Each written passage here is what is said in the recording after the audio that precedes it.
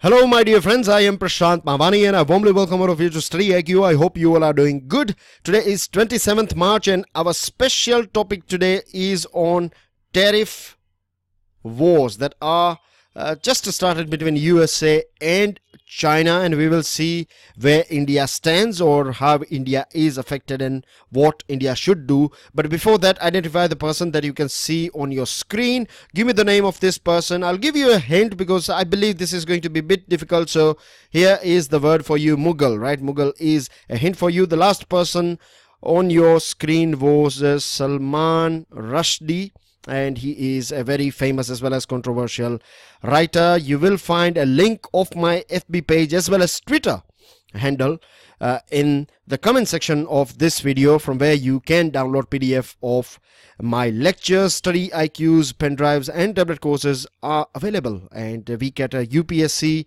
optional courses of UPSC Defense, SSC, Bank, and much more. To find out more, check out StudyIQ.com. We have also got test series for you guys, and with this, the first item that we have is pertaining to this Karnataka assembly polls. Now, dates are issued by Election Commission of India. 12th May is going to be this polling day, and 15th May is going to be this counting day. Now, with the declaration or notification of this date, and model code of conduct comes into force. And one more thing that I would like to draw your attention at is that it is Election Commission of India that conducts elections of state level. When I say state level, I mean to say this legislative elections are conducted by Election Commission of India. And of course, I'm sure you are aware that it is the presidential election, vice presidential election, as well as Lok Sabha elections, or you can say parliament elections, are conducted by Election Commission of India. With this, some important details regarding Karnataka Assembly. It is going to be a single phase election, 224 member assembly, and you have VVPATs, right? They will be used in this election. With this, moving on to another item.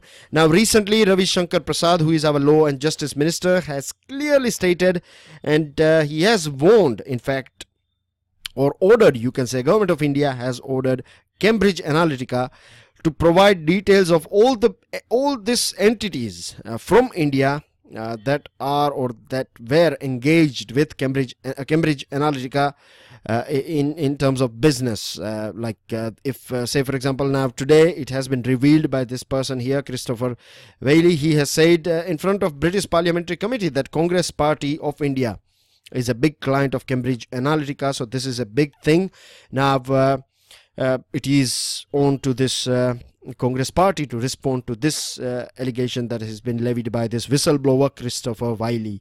And one more thing is that India, as I was talking about you on this thing, that India has ordered this Cambridge Analytica. So hopefully in near future we may find some more names that more companies or more parties they have some sort of dealing with this Cambridge Analytica. Now, a very important judgment has been, or important stand has been taken by Supreme Court as far as this interfaith or intercaste marriages are concerned. You know, we have this Khap Panchayat and you have this other informal groups. Now, let me give you some basic idea about this Khap Panchayat. I'm sure I don't have to say much on this thing because you all are youngsters. I'm sure you have someone, maybe your friend or relative.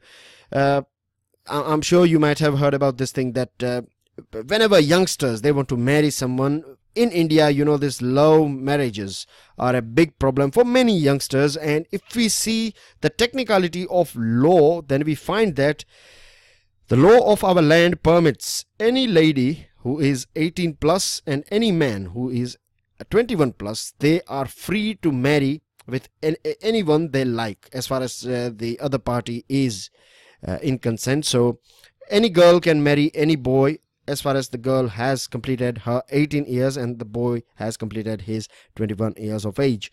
So this is what law has to say, and this is what law is as far as this marriages are concerned. You have no bar. You can marry with any person. It could be of different caste or different faith. You are allowed to marry them. But we have these informal groups and they have their own ways of dealing with things. Now, what they say that they are they are presenting this traditional way of living of our country. But if we go back into our traditions, then I'm sure you might have heard about this thing called Swayamvar. Swayamvar is an Indian term, right? S-V-A-Y-A-M-V-A-R. Swayamvar, that basically means that if we go back in our history, then we find that lady in our country, she was allowed to choose her husband, right? This was or this were the rights that were given to the ladies of our country. But now what we see is that we have this patriarchal people who claim that this is something against our society, this interfaith and intercaste marriage and things like that. But we have seen what law has to say, and Supreme Court has in fact laid down guidelines that police people, they have to set up safe houses, right? If there is any sort of problem from this khap panchayats or other people, then this couple can, or their family members can stay in these safe houses. Protection will be or the responsibility of protection will be of the police. The other thing is, if there is any sort of illegal assembly, if they are going to, means if this khap panchayat is going to assemble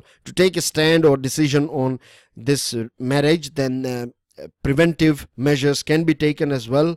So these are the steps or guidelines that are being issued by Supreme Court, and these are going to be there until and unless this parliament comes out with a proper or suitable legislation. So this is a big relief for youngsters. And the other thing is that Moscow versus USA, or you can say West versus Russia.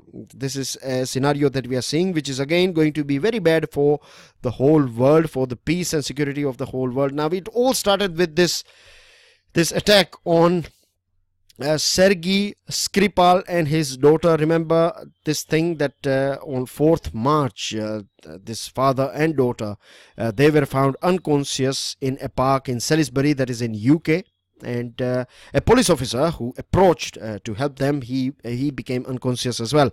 So it is believed at present, still we haven't got any official declaration yet, but it is believed or alleged that it is Russia who is behind this attack. Now still, if you go through United Nations Convention, then you find that a joint investigation has to be done by both the parties, UK and Russia, and once it is proved, only then you can claim or say that Russia is involved in this thing.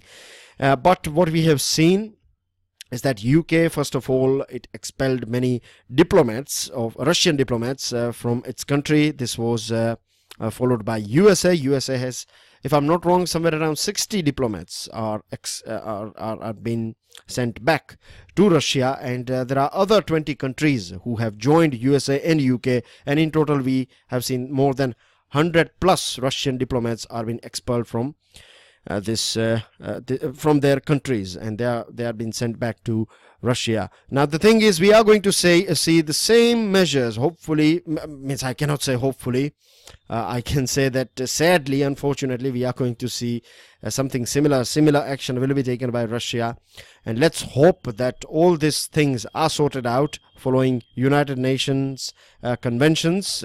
We have rules and regulations just in case if we find any sort of this situation, but at present emotions are running this global players, right? Emotions, they are taking decision based on emotions rather than following strict rules and regulation. Moving on to another item, India and China.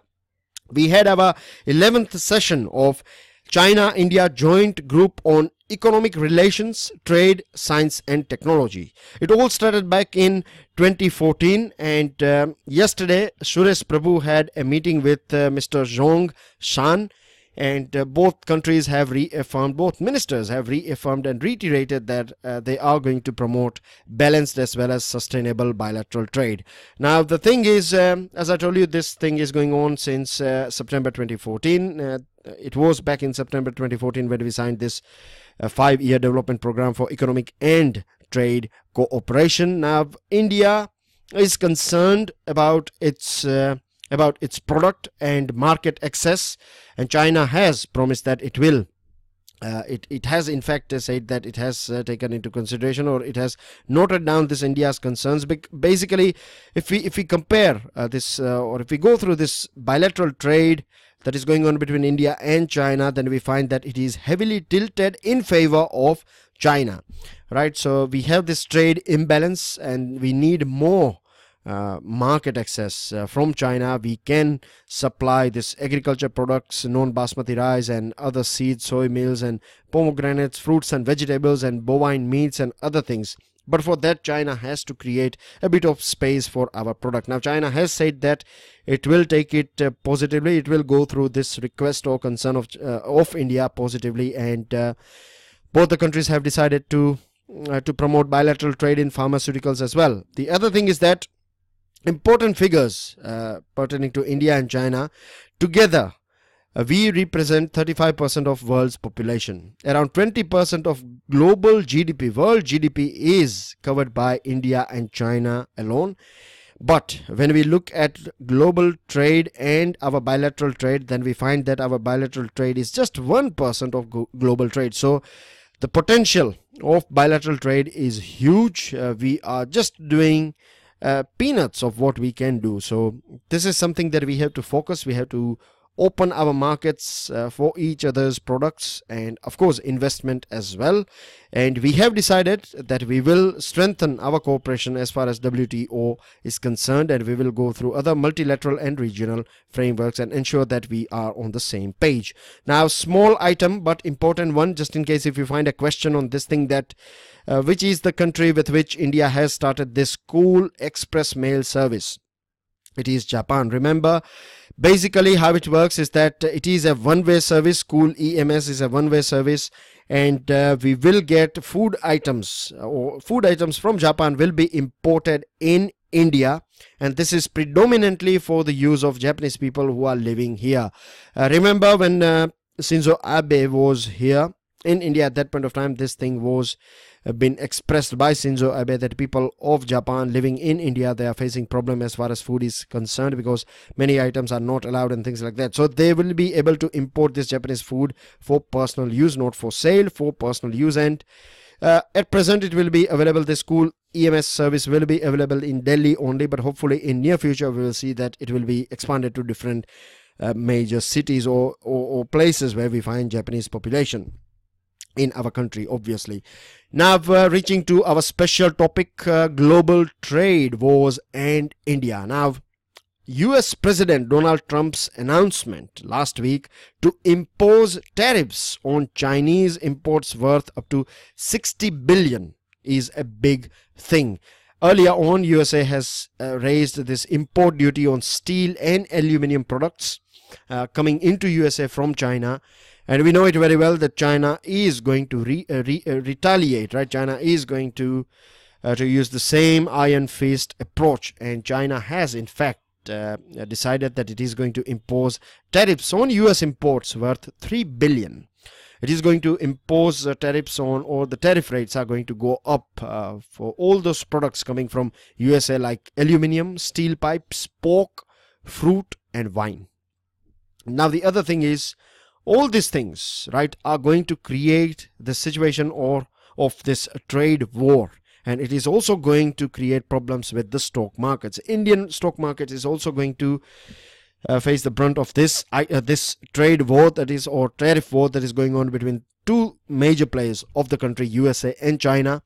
Trump, he is saying, or USA is saying, that China is indulging in this intellectual property right violation. Now, what it means is basically a product or service is designed by USA, right, or researchers or scientists or companies from USA. They have designed this thing, so they have intellectual property right, they have registered this thing, but now China is copying it and making a substitute product or selling it in different markets. So this is a violation of intellectual property right. This is been said by Mr. Trump or USA. Now, if we see the bilateral trade of USA and China, then we find that it is heavily tilted in favor of China. 375 billion trade deficit. USA has trade deficit of 375 billion as far as bilateral trade with China is concerned. So this is a big thing.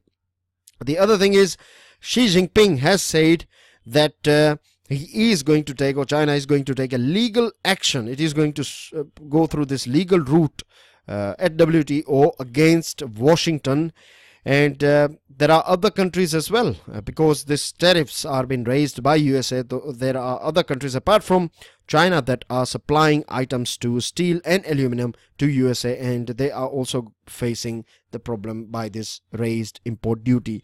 Now the thing is, all these things are taking place, these trade wars and tariff wars are taking place at a time when global economy is in a mending phase. It is improving. Gradual improvement has been registered in global economy, and when you find this sort of tariff wars between these major players, what will happen is, as I told you, stock markets, right, they are going to come down, because stock markets will be fearful about this thing. The other thing is that investment may get affected as well, and eventually the whole world will face a problem because of these two countries. The other thing is, when this Roberto Azevedo, who is DG of WTO, when he was here in India, I provided you a picture as well, remember, picture challenge. So when he was here in India at that point of time, he expressed his concern regarding this thing. He said that this sort of things will jeopardize this global economy at a time when recovery or signs of recovery are visible. And as far as India is concerned, and this is one of the most important bit of this discussion, everything that we discuss should be in India's perspective, isn't it? Because we are preparing for civil services of India. So India, we know that after demonetization or after introduction of GST, we saw a bit of slowdown in our economy. Now at present, if we go through some recent figures of last month or January and February or end of December, then we have seen that things are improving a little bit, isn't it? Particularly after the budget, we have seen things are improving at present. And when we find this sort of things going on at the same time, then this is going to create problems for us. It is going to be a big problem for us, and it will derail our recovery path. The other thing is, FICCI has said that India should take a stand, and India should work as a middleman between both these countries and make sure that they are quiet and calm with each other. They are removing all these barriers. But we have to be very careful, because if you see USA, then USA is our largest export market.